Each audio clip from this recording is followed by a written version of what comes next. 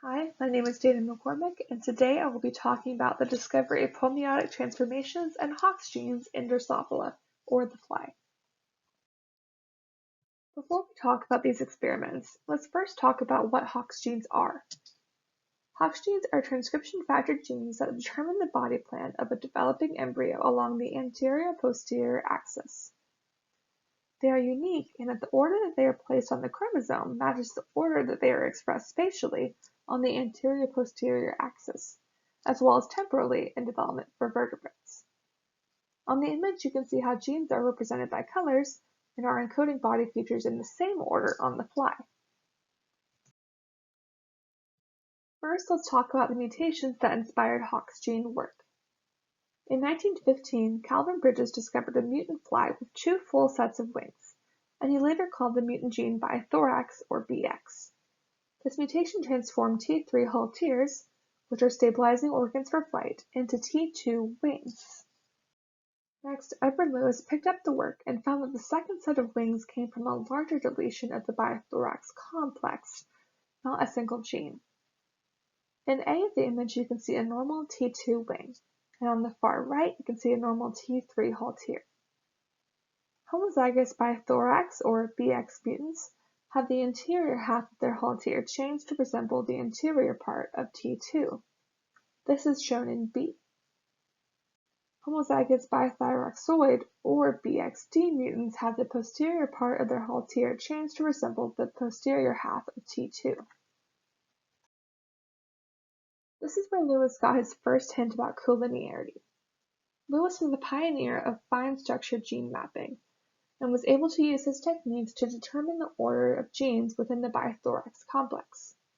He found that the mutation BX, which affected the anterior hull tear, was earlier on the chromosome than BXD, which affected the posterior hull tear.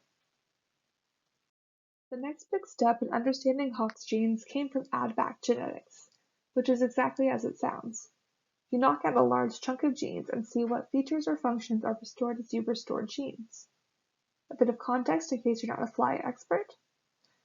The fly has three thorax regions, the prothorax, mesothorax or T2, and the metathorax T3, as well as 8 abdominal segments. When the entire bithorax complex was knocked out, everything posterior to the prothorax had a mesothorax or T2 fate. Lewis added back different genes in the order they were presented on the chromosome. Adding back just BX and UBX resulted in the restoration of T3, and all abdominal segments became T3-like. Adding back 4 genes, BX, UBX, BXD, and PBX, resulted in T3, followed by all abdominal segments appearing AB1-like. The last major clue came from the polycomb mutant.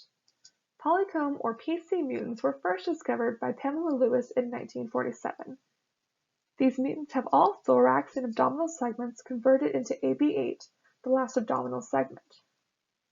In the image, a wild-type embryo is shown on the left, and PC mutants are shown in the middle with 2 copies and on the right with 4. In 1978, Edward Lewis followed up on this mutant and theorized that PC normally functioned as a repressor of the whole bithorax complex. This would suggest that if genes in the bithorax complex were not repressed, all segments would default to an AB8 fate. Let's put all of the hints together. Mutations in the anterior or posterior part of the hull tear occur earlier or later, respectively, on the chromosome. Next, add-back genetics showed that the loss of the whole bithorax complex results in a default T2 state, and that the segments are restored posteriorly in the order that they appeared on the chromosome.